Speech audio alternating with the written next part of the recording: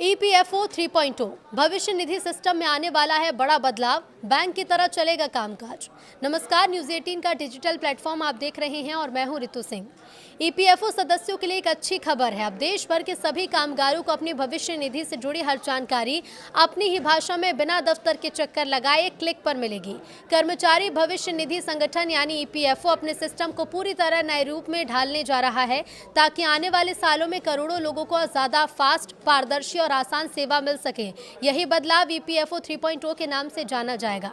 हाल ही में निकासी नियमों को सरल बनाने और यूपीआई से जुड़ी सुविधा लाने की घोषणा के बाद सरकार अब सुधारों के अगले बड़े चरण की तैयारी में है। एक वरिष्ठ सरकारी अधिकारी के हवाले से ये लिखा गया है कि ईपीएफओ जल्द ही नया पोर्टल, नया बैकएंड सॉफ्टवेयर और आर्टिफिशियल इंटेलिजेंस आधारित भाषा अनुवाद तकनीक अपनाने जा रहा है।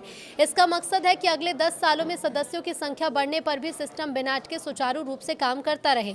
सेंट्रलाइज सिस्टम पर काम करेगा संगठन। तो ईपीएफओ 3.0 के तहत ईपीएफओ अपनी तकनीकी संरचना को बिल्कुल नए सिरे से तैयार करेगा और बैंकिंग की तरह एक केंद्रीकृत प्रणाली अपनाएगा जिसे कोर बैंकिंग सॉल्यूशन कहा जाता है। जैसे बैंक में ग्राहक देश के किसी भी ब्रांच में जाकर अपना काम करा सकता है, उसी तरह ईपीएफओ का सदस्य भी किसी भी केंद्र से अपनी शिकायत, अपडेट या सेवा ले सकेगा। इससे फाइलें अटकने, अलग अलग दफ्तरों में भटकने और समय की बर्बादी जैसी समस्या काफी हद तक खत्म हो सकती है। ये बदलाव ऐसे समय में हो रहा है जब नए लेबर कोड के लागू होने के बाद ईपीएफओ का दायरा संगठित क्षेत्र से निकलकर असंगठित क्षेत्र तक फैल रहा है। जानकारी के मुताबिक भविष्य में असंगठित क्षेत्र के कामगारों के फंड का प्रशासन भी ईपीएफओ को सौंपा जा सकता है, जो गिग और प्लेटफॉर्म वर्कर्स के सामाजिक सुरक्षा फंड से अलग होगा।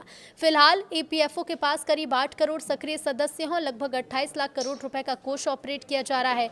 इतने बड़े स्तर पर काम करने के लिए मजबूत और आधुनिक तकनीकी ढांचा बेहद जरूरी माना जा रहा है।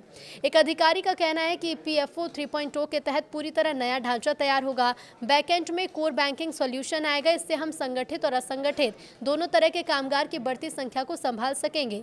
काम का पैमाना बढ़ेगा, इसलिए पूरे सिस्टम में बदलाव जरूरी है। अभी छोटे छोटे सुधार हो रहे हैं, लेकिन अगला चरण भविष्य की सभी जरूरतों को ध्यान में रखकर तैयार किया जा रहा है। सिर्फ तकनीक ही नहीं बल्कि भाषा भी इस बदलाव का बड़ा हिस्सा होगी।